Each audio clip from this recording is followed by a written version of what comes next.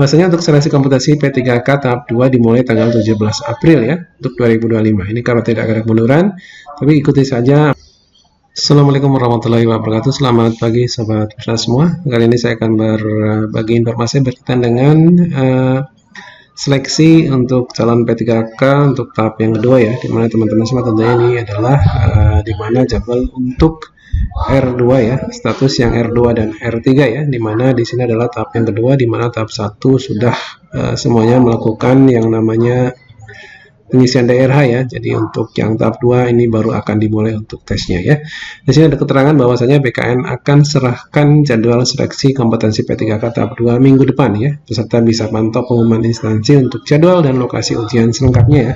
Ini juga ada kemunduran sedikit teman-teman semua, tidak masalah. Mudah-mudahan semuanya nanti akan berjalan dengan lancar ya.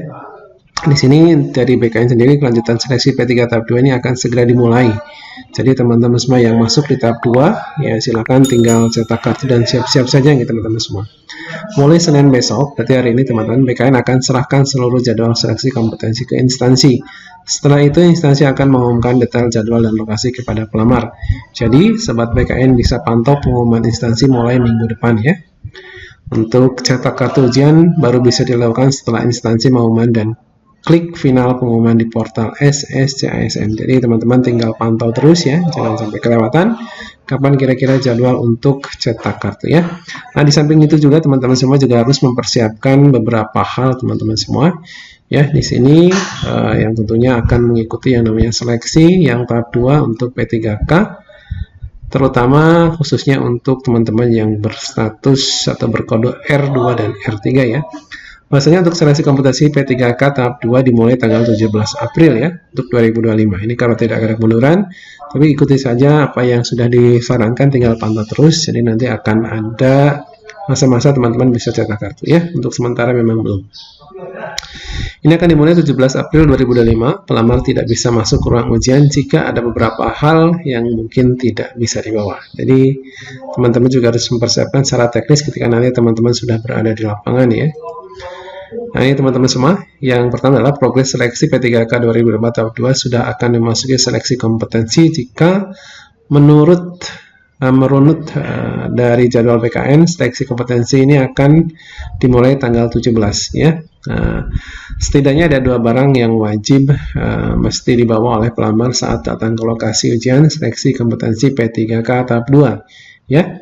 Kedua barang wajib ini menentukan pelamar bisa atau tidaknya masuk ke ruang ujian. Jadi teman-teman harus benar-benar persiapkan. Kemudian jika satu terlupa, maka hilang sudah kesempatan pelamar untuk mengikuti seleksi kompetensi P3K tahap 2 ini. Nah ini teman-teman semua, jadi harus hati-hati apa saja yang perlu dipersiapkan ya. Jangan hanya cuma sekedar cetak kartu saja selesai, tapi ada hal-hal yang harus dipersiapkan secara teknisnya di lapangan nanti. Nah ini ada 2 teman-teman semua. Berikut adalah 2 barang wajib untuk pelamar P3K tahap 2 saat seleksi kompetensi ya. Yang pertama adalah KTP, jadi teman-teman wajib membawa KTP. Kemudian pelamar P3K tahap 2 wajib membawa KTP bukan fotokopi maupun hasil scan KTP. KTP ini akan dicek saat verifikasi peserta sebelum memasuki ruang ujian. Jadi silakan teman-teman KTP-nya disiapkan atau dipersiapkan dengan baik. Kemudian ada kartu ujian, ini kartu ujian yang belum bisa dicetak, jadi tinggal menunggu nanti saja, tinggal BKN kapan bisa dicetak ya.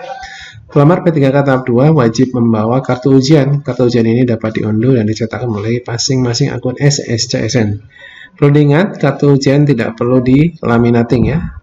Hal ini dikarenakan kartu ujian nantinya akan diisi dengan kode tertentu yang dipakai saat ujian. Nah ini teman-teman semua. Kemudian selain dari 2 berita ini, saya juga akan berikan berita berkaitan dengan yang sedang viral ya teman-teman semua. Bahwasanya ini ada tuntutan demo honorer ya. Ini tentunya yang berkode R2 dan R3 ya.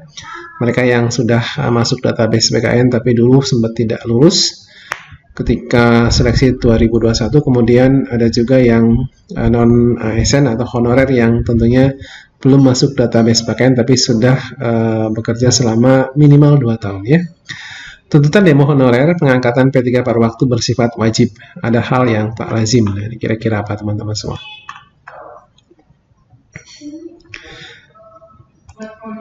JPN.com Jakarta. Selamat pagi pembaca setia JPN.com. Hari ini kami sajikan berpilar. Yang pertama adalah pengangkatan P3 paruh waktu bersifat wajib, tetapi aturan tidak menakutkan ya. Para honorer kategori R2 dan R3 terus mempertanyakan kapan pengangkatan P3 paruh waktu akan dilakukan. Nah, perlu diketahui bahwasanya kode R2 ini adalah honorer K2 yang masuk database PKN yang ikut seleksi 2024 tetapi tidak mendapatkan formasi ya. Atau kalau lebih tepatnya dulu adalah pernah ikut di seleksi 2021 tapi tidak passing grade waktu itu. Ini maksudnya adalah R2 ya. Karena yang masuk R1 itu R2 yang database PKN yang tentunya dulu sudah passing grade ya. Ini jadi untuk 2024 menjadi R1 yang menjadi status prioritas. Adapun juga R3 adalah non-ASN atau honorer yang sudah masuk. Ini, maaf ini ada keterangan yang salah saya rasa. R3 ini adalah non-ASN atau honorer yang tidak masuk database BKN ya. Nah, dia hanya bekerja minimal itu 2 tahun. Itu yang R3. Tapi kalau R2 itu ada yang sudah masuk database BKN. Ya, ini R2. R2 itu sudah masuk database BKN tapi dulu seleksi tahap 1 di 2021 itu tidak passing grade, intinya begitu. Yang kedua adalah masa honorer R2 R3 akan melakukan aksi demo ya. Nah, ini aksi demo. Ini yang tentunya akan berpengaruh juga teman-teman semua. Masa honorer untuk kategori R2 dan R3 ini akan menggelar aksi demo pada Senin 14 April, berarti hari ini teman-teman semua. R2 adalah honorer K2 masuk database PKN, ini betul, cuma seleksi 2001 mereka tidak passing grade ya, bukan tidak mendapatkan informasi ya, tidak passing grade waktu itu. Yang passing grade R2 ini nanti di 2024 ini kodenya jadi R1, jadi menjadi prioritas pertama untuk R2 ya.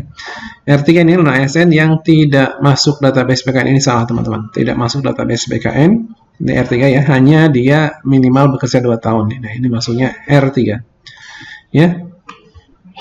Nah, ini teman-teman semua, jadi di samping ada polemik yang tentunya menuntut pemerintah untuk segera melakukan penuntasan, ini juga banyak sekali kode R2 dan R3 yang tentunya menuntut kebijakan-kebijakan yang ingin mereka dapatkan sama seperti teman-teman mereka yang sudah tes dan lolos di tahap 1 tentunya. Nanti kita tunggu saja kira-kira nanti regulasi terbaru dan terapik buat mereka itu seperti apa ya. Mudah-mudahan kode R1 juga yang belum lulus, kalau sekarang R1 itu yang tersisa masih R1D ya, yang dari swasta. Kemudian R2 dan R3 semuanya tuntas semua ya. Jadi tidak hanya kotak R2 dan R3 saja, R1 pun tetap harus dipikirkan. Terima kasih, selamat siang, assalamualaikum warahmatullahi wabarakatuh.